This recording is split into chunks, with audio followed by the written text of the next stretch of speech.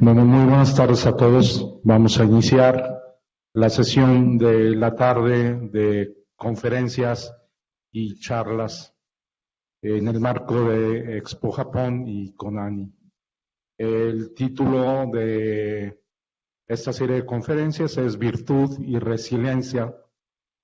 Quisimos llamarlo así porque vamos a presentar un extraordinario testimonio y dos conferencistas van a presentar la historia de dos también extraordinarios personajes, dos japoneses que dentro de su entorno vivieron situaciones complicadas, pero que a través de la virtud pudieron superar todas esas complicaciones y también por eso le llamamos resiliencia. Me da muchísimo gusto presentar a los primeros dos conferencistas del día de hoy. Ellos son Sergio Hernández Galindo, historiador por el Colegio de México, ¿sí? Ha sido autor de varios libros sobre la historia de los inmigrantes japoneses en México. Y al señor Yasuaki Yamashita, él es testigo de los horrores de la guerra, sobreviviente de la bomba atómica en Nagasaki. El título de su presentación es Hibakusha, el testimonio de un sobreviviente de los bombardeos atómicos en Japón. Afuera, en la mesa que está en el vestíbulo del auditorio, hay un pequeño cuaderno de la autoría del maestro Sergio Hernández sobre el testimonio del señor Yamashita. Es un cuaderno publicado por el Fondo de Cultura Económica, lo pueden adquirir a la salida. Muchas gracias.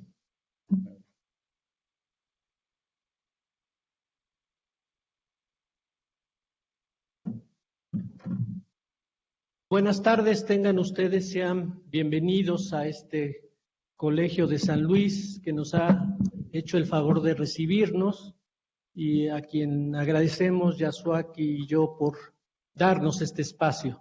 También agradecemos a la Convención Nacional Nikkei que se está celebrando actualmente desde el día de ayer y hasta el día domingo, donde pues se presentan una serie de aspectos de la cultura y de la historia inmigrantes en México. Ustedes podrán disfrutar de todas estas actividades en el Parque Tangamanga en estos días que vienen. Bueno, vamos a hablar, me presentan la primera imagen, por favor.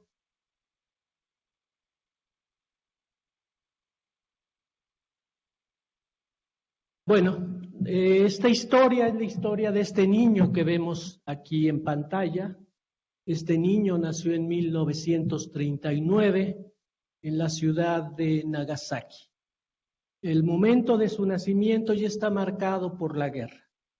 En ese entonces ya Japón se encontraba en guerra desde hacía algunos años, de hecho desde 1931, cuando inicia su intervención, su participación ya militar en el continente, particularmente en China. Para 1937 la actividad militar japonesa se incrementa y este niño nace en ese periodo de guerra. A lo largo de estos siguientes años, Japón se involucrará ya de manera más activa en la guerra. Como saben, en 1941, en diciembre de 1941, la Marina japonesa ataca la base naval ubicada en Hawái, en Pearl Harbor, e inicia la Guerra del Pacífico en ese mes de diciembre de 1941 y terminará finalmente hasta agosto de 1945, cuando Japón finalmente es derrotado y acepta las condiciones de los aliados para capitular de manera ya definitiva. Entonces, en los siguientes años, este niño vivirá una etapa de guerra creciente y de carencias crecientes. Realmente la sociedad japonesa es la que sostiene la guerra. No solamente, obviamente, son los militares los que van a estar al mando, pero la población con su esfuerzo y su trabajo realmente va a ser el que va a iniciar y va a sostener los esfuerzos del gobierno japonés y de los militares japoneses. Este niño ya para 1945, en agosto de 1945, había ya cumplido 6 años y en ese mes de agosto, el 9 de agosto, vivirá una de sus experiencias más terribles al ser testigo de la segunda bomba atómica que Estados Unidos lanzará sobre esta ciudad de Nagasaki. Y 3 días antes, recordemos, ya había sido lanzada una bomba a la ciudad de Hiroshima. La siguiente, por favor. Ya para ese mes de agosto de 1945, Japón estaba prácticamente derrotado. Esta foto que vemos aquí corresponde a la capital de ese país, Tokio, que no tiene nada que ver con lo que ustedes conocen actualmente de ese Tokio fabuloso, luminoso, lleno de grandes edificios. La ciudad había sido ya prácticamente destruida en un 60% en bombardeos anteriores al de la bomba atómica. En marzo de 1945, Estados Unidos lanza un feroz ataque contra las ciudades más importantes de Japón. Y así quedó Tokio. Es el ataque más violento y más masivo que haya tenido toda la Segunda Guerra Mundial. Los grandes bombarderos norteamericanos, que eran muy modernos, lanzaron no solamente bombas de destrucción, sino bombas de napalm. Como sabemos, básicamente Japón sigue siendo una estructura arquitectónica donde las casas son de madera. Las bombas de napalm prácticamente guiaron a todas las ciudades que bombardearon, las ciudades más importantes, no solamente Tokio, sino Osaka, Nagoya, las ciudades más importantes japonesas, 60 ciudades ya habían sido destruidas. A pesar de eso y de que Japón ya iba a capitular, que ya estaba en negociaciones con el grupo de aliados, Estados Unidos decide lanzar estas terribles bombas. El grupo de militares norteamericanos no sabía en realidad lo que estaba lanzando, sabía que era una bomba muy potente, pero no se había experimentado en realidad. No se sabía la fuerza y la capacidad destructora que tenía y tampoco, mucho menos, se sabía los efectos que dejaría la bomba atómica en los meses y en los años y en las décadas posteriores, al ser una arma que se estaba realmente experimentando. El 9 de agosto, en la tarde, le quiero preguntar a ese niño que afortunadamente tenemos la fortuna de tener aquí con todos nosotros a sus 83 años, ¿qué vivió esa tarde de agosto calurosa de la ciudad de Nagasaki? Él, como he dicho, había cumplido ya 6 años y era un niño como todos los niños japoneses que jugaba a pesar de las dificultades y carencias que la población civil ya tenía. Entonces quisiera que, para introducir, que ese niño Yasuaki regrese a la memoria y nos platique qué fue lo que vivió esa tarde en su ciudad natal.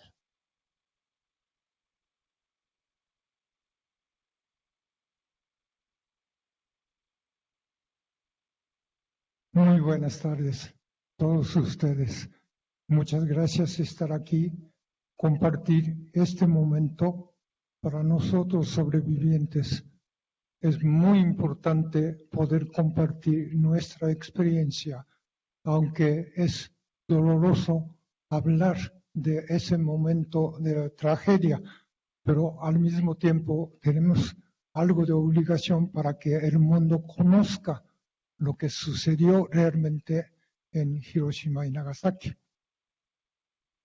Cuando la segunda bomba han sido dejado a caer sobre la ciudad de Nagasaki, yo tenía 6 años. Estábamos viviendo 2.5 kilómetros de epicentro. Ese 9 de agosto, la ciudad de Nagasaki amaneció como 3 veces la sirena de emergencia. Eso quiere decir, cuando suena la sirena de emergencia, como lo que está sucediendo actualmente en Ucrania, cuando suena sirena de emergencia, tenemos que entrar al refugio de la comunidad en la montaña o refugio de la propia casa. Pasó un señor, un vecino, diciendo: un avión misterioso está volando sobre la ciudad de Nagasaki. Tenemos que cuidarnos. Mi madre dijo que seguramente no va a pasar absolutamente nada, como de costumbre. Si eso era cierto, que la ciudad de Nagasaki no habíamos sufrido tantos ataques aéreos comparado con otras ciudades grandes que en ese entonces ya había sido destruida casi completa.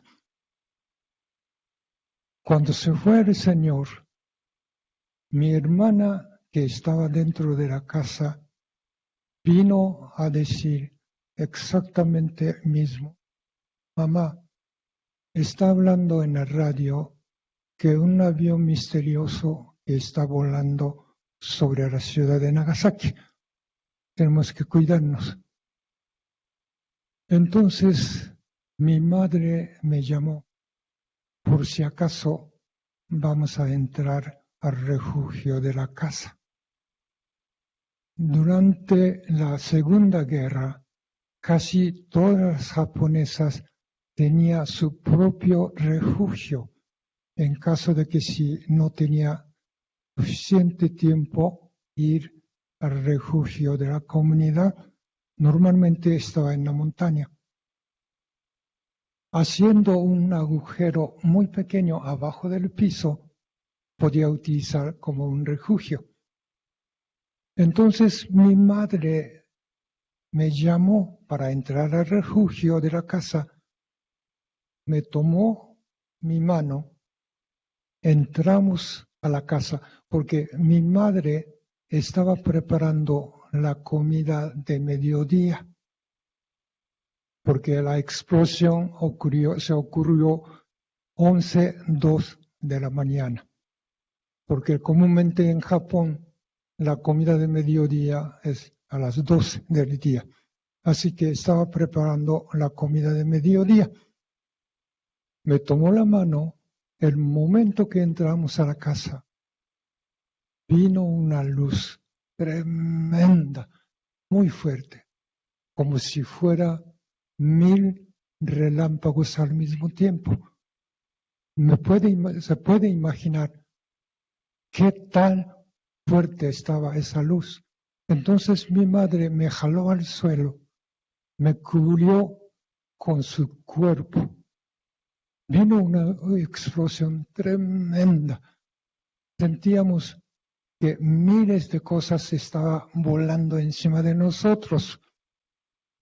Y de repente un silencio total. Entonces nos levantamos, vimos que las ventanas, las puertas, los tejados han ido desaparecidos. Nunca habíamos experimentado tal destrucción. Entonces nos levantamos y gateando llegamos al refugio de la casa.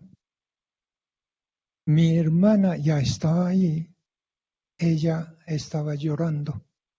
Entonces mi madre le preguntó: ¿qué te pasa?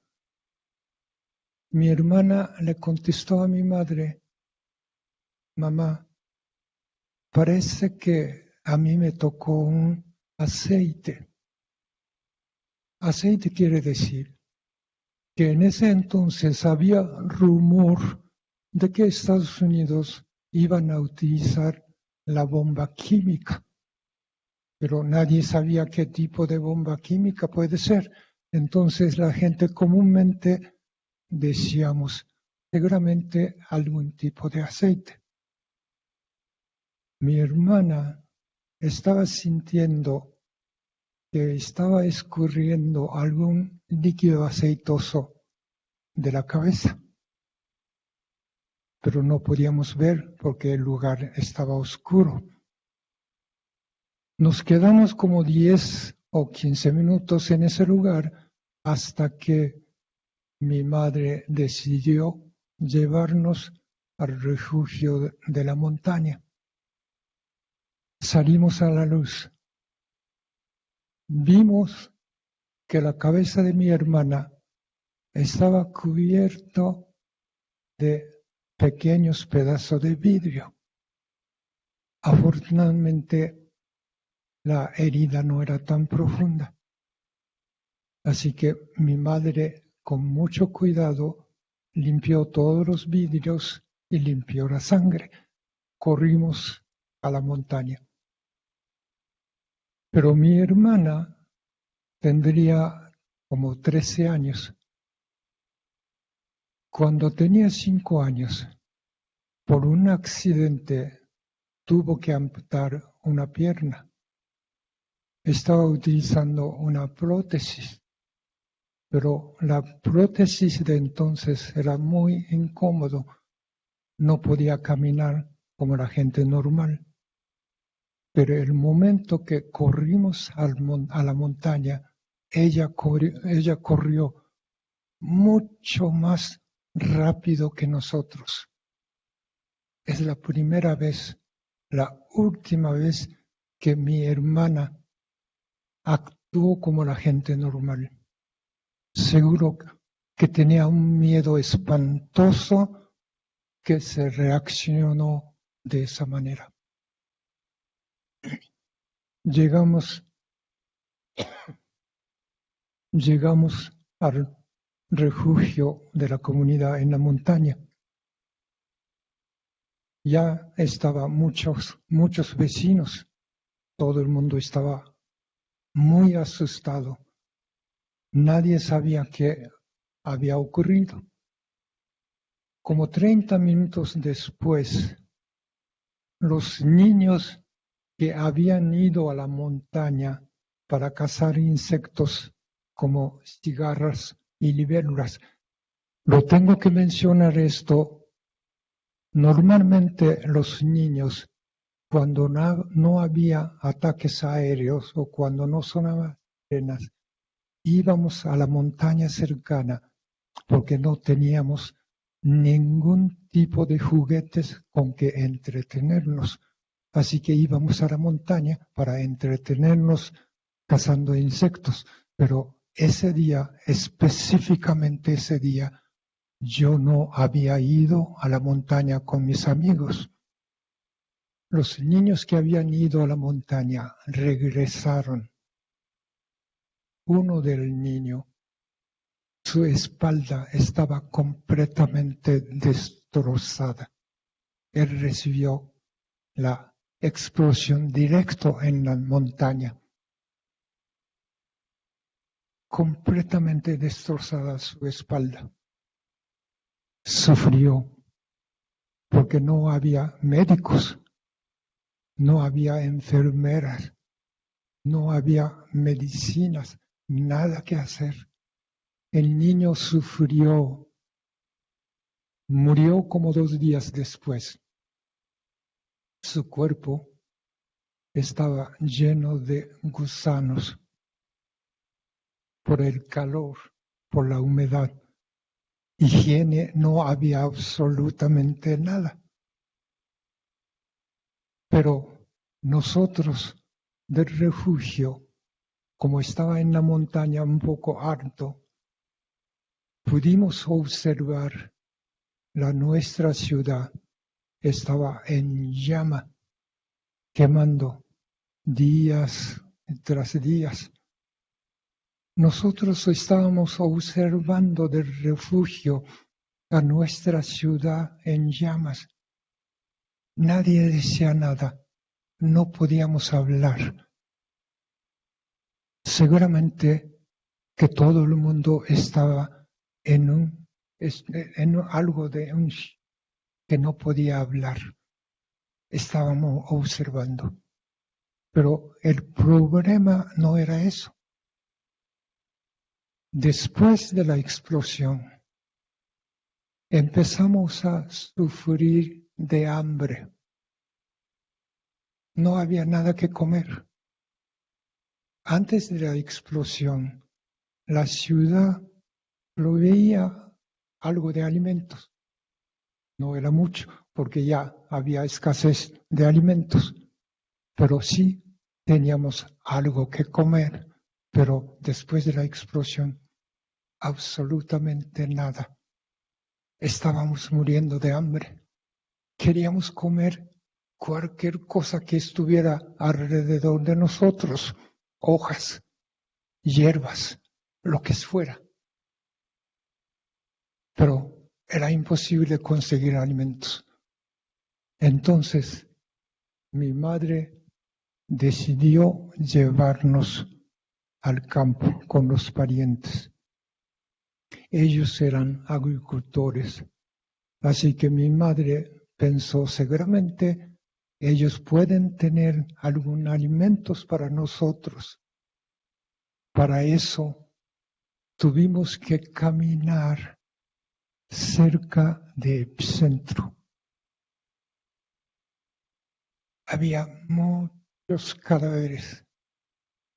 La ciudad completamente quemada, negro. No había absolutamente nada. Una imagen espantosa. Las personas que sobrevivieron estaban caminando como fantasma, como que no tenía alma. Llegamos con los parientes, pero ellos tampoco tenían suficiente alimentos para nosotros. Así que tuvimos que caminar otra vez, regresar, pasando por el mismo Epicentro. Dijera yo, en ese momento vi un infierno. No sería suficiente. Esa imagen grotesca, una desolación total. Todo, absolutamente todo estaba destruido. Yo creo que no existiera una palabra exactamente poder describir esa imagen espantosa. Pero de cualquier manera teníamos que sobrevivir. Sufríamos para conseguir alimentos.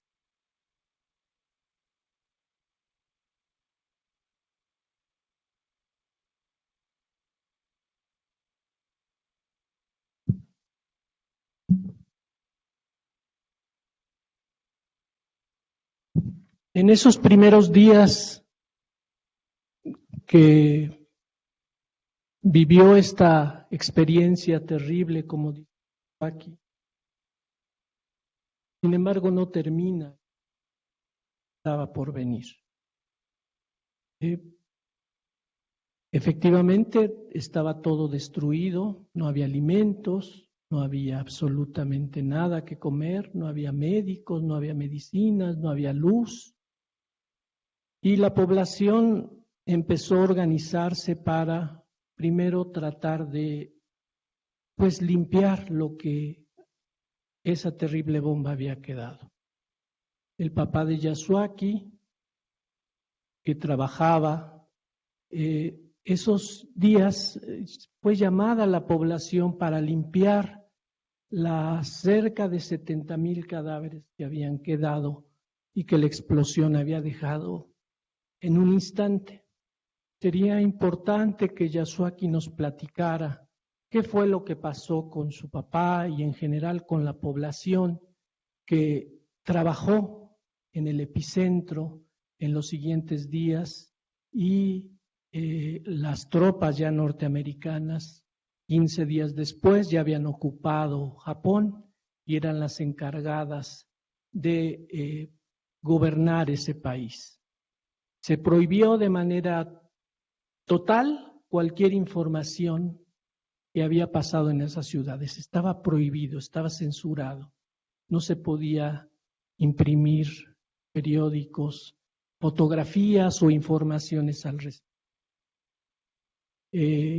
Si ese fue el infierno, los días siguientes, las semanas siguientes, los meses, años siguientes todavía seguirían terribles, sobre todo para los niños. En el caso de los niños japoneses, eran los que más sufrían, no solamente en estas dos grandes ciudades que habían sido bombardeadas, sino, como decía, en las más de 60 ciudades que habían sido completamente destruidas. Los niños eran los que sufrieron más. Sería importante que Yasuaki nos platicara qué fue lo que pasó en los siguientes meses y en los siguientes años donde él empezaría a ingresar a la escuela.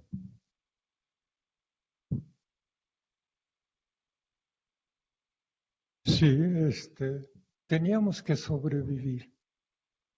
No teníamos tiempo de estar quejándonos. No había tiempo.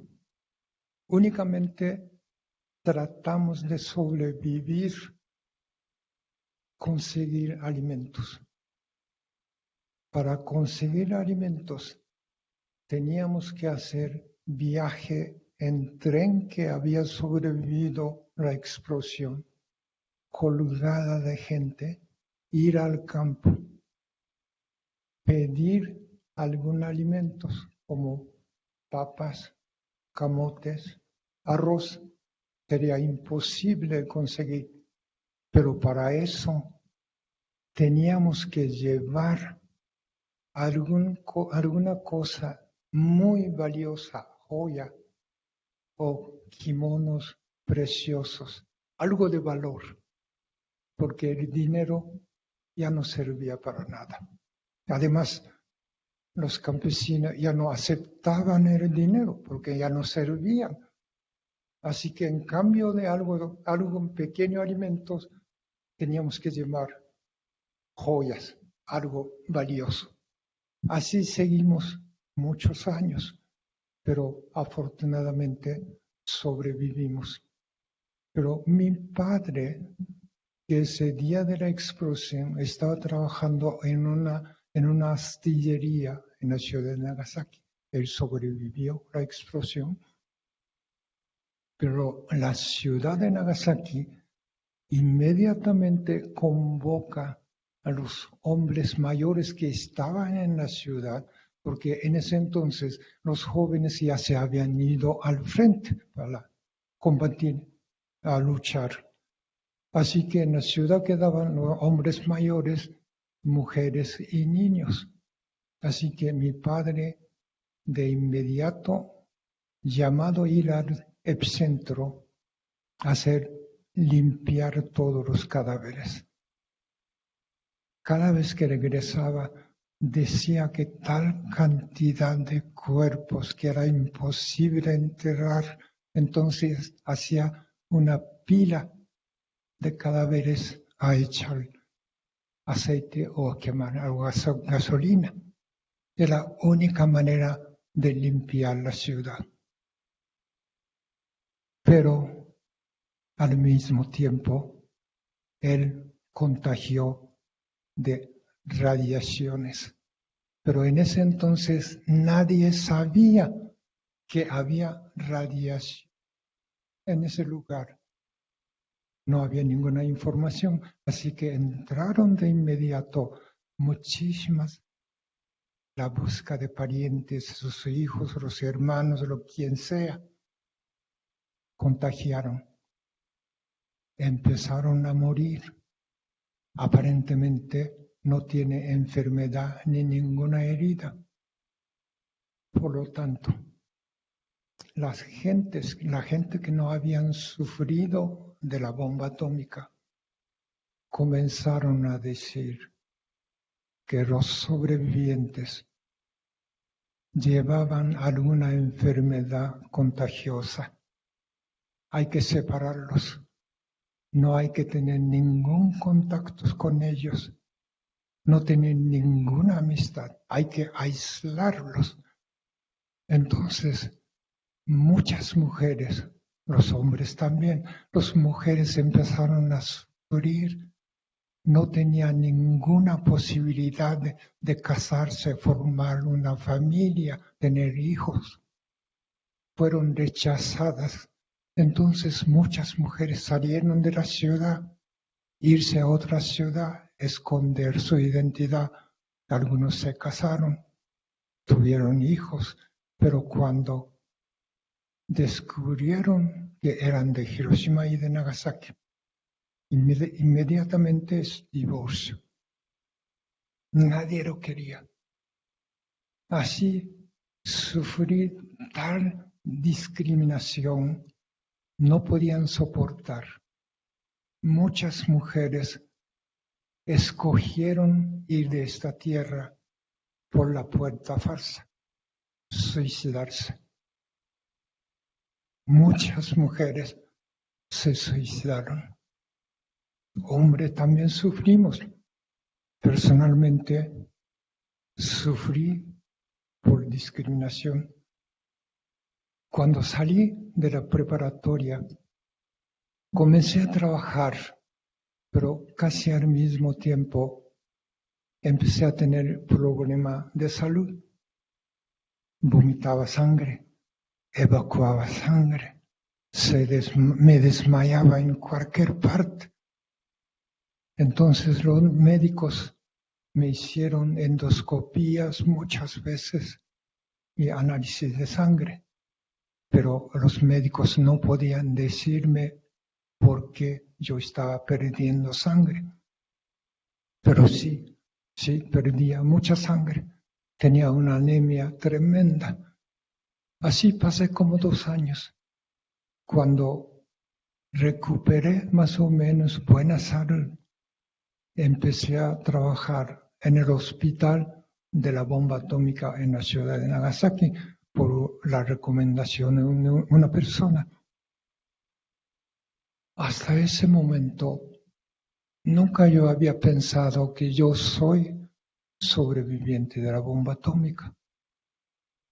Cuando estaba haciendo exámenes de endoscopía, análisis de sangre, nunca mencioné a los médicos que yo soy sobrevivientes. Nunca me imaginaba, tenía que mencionar.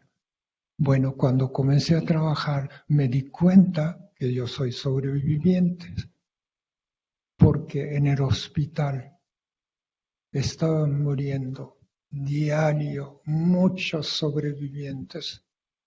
Estaban sufriendo por cáncer, sobre todo en esa época, leucemia. Una persona estaba sufriendo, un joven de más o menos mi edad, estaba sufriendo de leucemia. Yo tenía mismo tipo de sangre, entonces el momento que necesitaba transfusión de sangre, los médicos me hablaban, Yasuaki nos podría dar un poco de sangre, si lo hacía cuando podía. Ese joven, un día, su cuerpo estaba completamente cubierto de manchas negras. Murió. Cuando lo vi eso, dije yo mismo, voy a morir como él. No sé cuándo. Mañana o pasado mañana, un mes después o un año después, pero estaba seguro que voy a morir como él. Entonces para mí era insoportable estar trabajando en el hospital, pero tenía que trabajar, necesitaba ese trabajo. Pero al mismo tiempo empecé a sufrir de maltrato, de discriminación de mis compañeros. Me decían, tú no vas a casar, ¿verdad? Tú no debes casar. Ya sabes lo que puede suceder. Así me decía casi todos los días.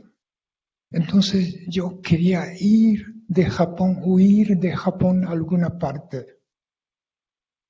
Quería salir. No quería estar en Japón. No importaba cualquier país, cualquier parte fuera de Japón. Que nadie supiera que yo soy sobreviviente. Entonces me presentó una oportunidad de 1968 venir a México. Sí, no, vamos a... afortunadamente los mexicanos tenemos la fortuna que Yasuaki Yamashita esté aquí con nosotros 33 años y que sea capaz de platicarnos lo que él vivió. Sin embargo, bueno, su lucha no ha terminado. Yasuaki nos da un ejemplo de lo que cualquier gente con una cierta experiencia puede aportar a la comunidad, y eso es lo que está haciendo con nosotros. Lo está haciendo porque muchos años estuvo callado y muchos años, hasta muchos años después, decidió empezar a platicar su experiencia como lo está haciendo, y hemos asistido a diversos foros, escuelas, universidades, donde nos platica esta experiencia que él ha vivido, que es pues útil para nosotros. ¿Por qué? Porque actualmente hay más, 9 países tienen esta terrible arma que representa las armas nucleares. Y actualmente el mundo vive una situación particularmente en estas semanas muy, muy preocupante. En cualquier momento, una sola bomba es capaz de destruir nuestro planeta. Y sin embargo hay cientos de este tipo de bombas que estos países tienen.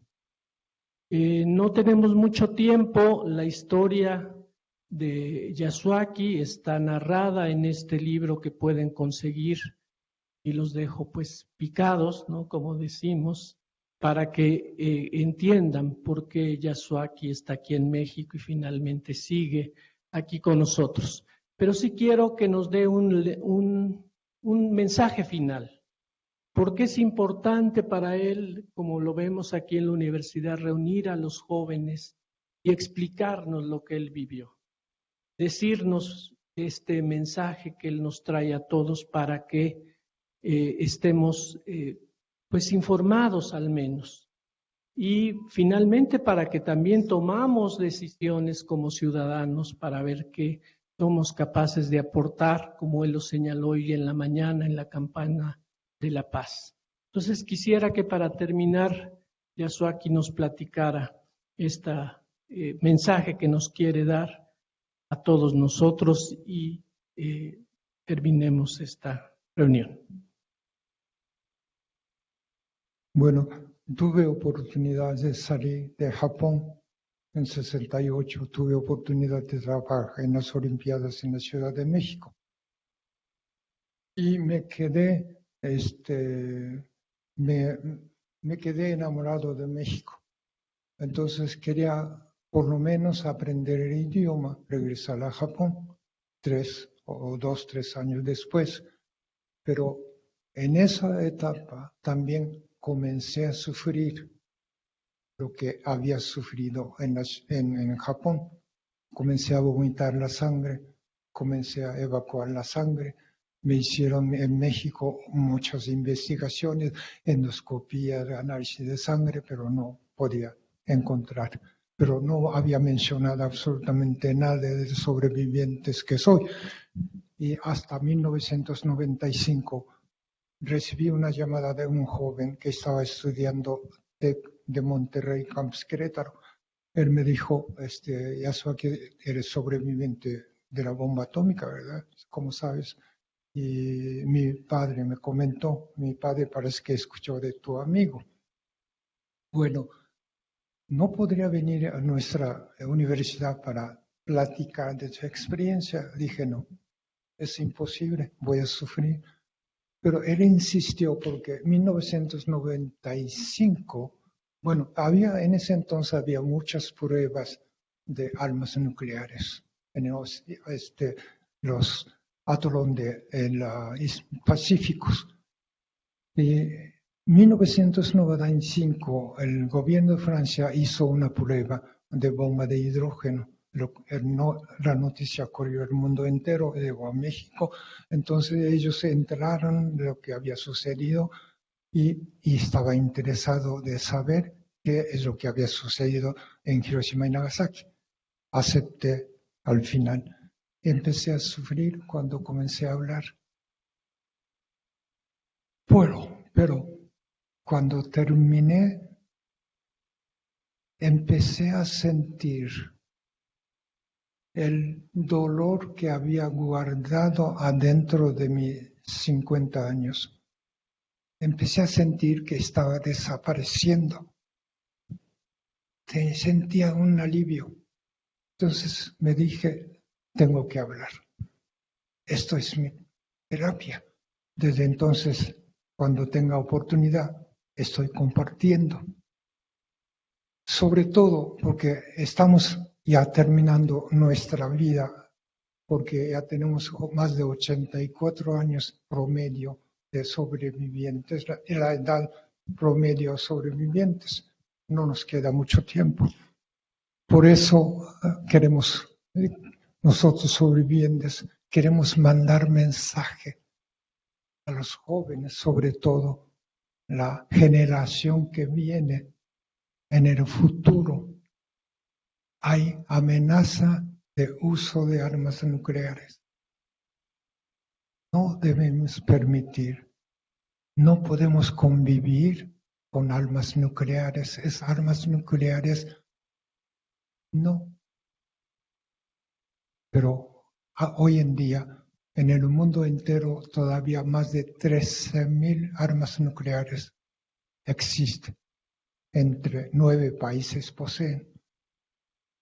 Además, en este instante, más de 1,600 de armas nucleares instaladas en Rusia, otros 1,500 instaladas en Estados Unidos, poder ser disparado en un segundo para destrozar nuestro planeta muchas veces. Por eso tenemos que hablar, decir no armas nucleares. Comparte esta oportunidad, hablar con sus hijos, con sus amigos, con sus hermanos. Una voz probablemente no es suficiente, pero 2 voces es más fuerte que una. Así, haciendo las olas para que su voz de cada uno expanda al mundo entero.